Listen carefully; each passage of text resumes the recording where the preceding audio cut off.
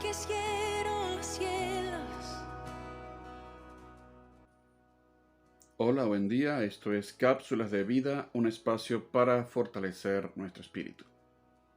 Vamos a continuar hablando acerca de la importancia de la mayordomía.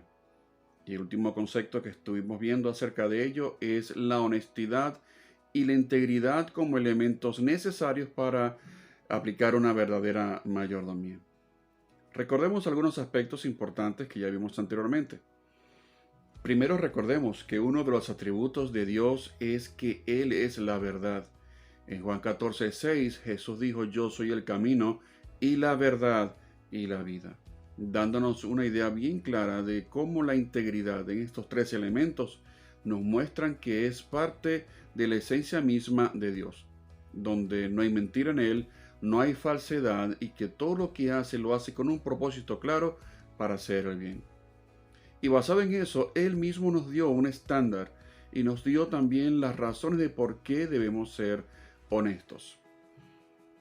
Y de esto hemos visto dos cosas. Primero, que no podemos ser deshonestos y decir que amamos a Dios. Y digo decir porque verdaderamente si estamos siendo personas deshonestas, no estamos amando a Dios realmente, porque la obediencia es parte del amor a Dios.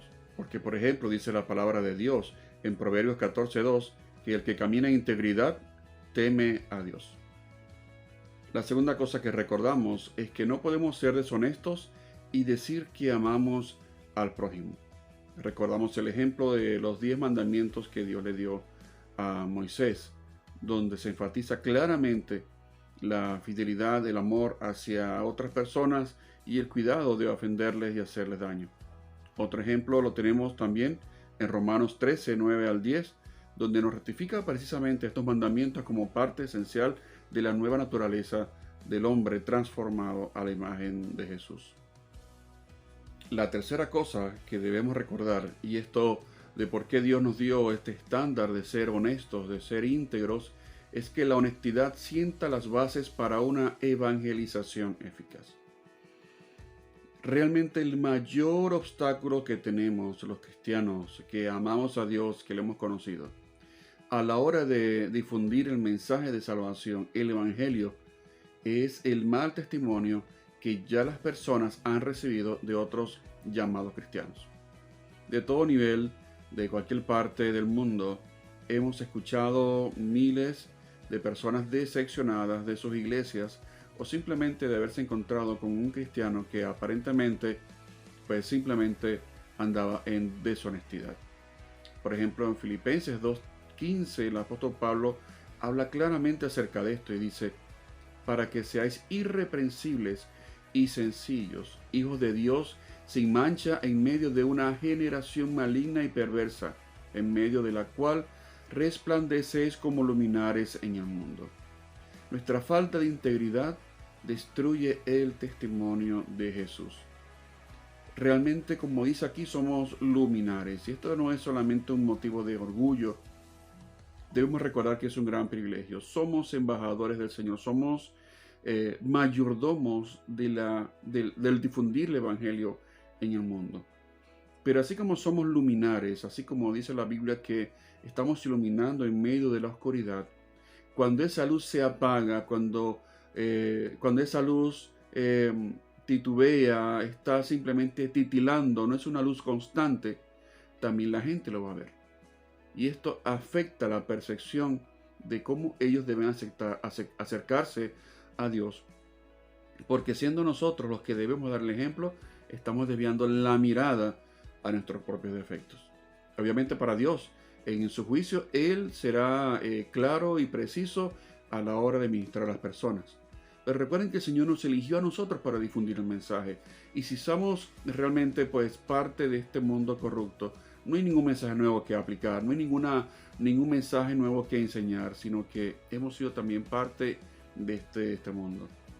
Han habido testimonios muy desagradables de grandes personalidades cristianas en el mundo, televangelistas, políticos que han querido usar el evangelio como fines políticos o simplemente para ganancias deshonestas económicamente, y ha sido un terrible testimonio que después que han conocido muchas personas a través de ellos el evangelio, pues lamentablemente han caído. cantantes y otros famosos también que han querido difundir el evangelio, ellos también han tenido unas vidas corruptas donde lamentablemente no ha sido un buen ejemplo. Hay que marcar la diferencia en un mundo corrupto. En nuestros países donde hay corrupción, nosotros tenemos que ser la luz de la esperanza si Cristo realmente habita en nosotros.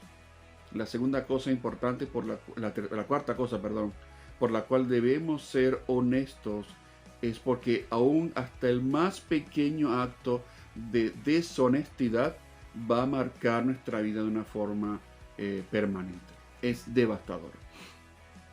En Lucas 16:10 dice la Biblia: el que es fiel en lo muy poco, también en lo más es fiel. Y el que en lo muy poco es injusto, también en lo más es injusto. Dios espera que seamos totalmente honestos, porque hasta la acción deshonesta más pequeña va a redundar en nuestro carácter en las responsabilidades más grandes.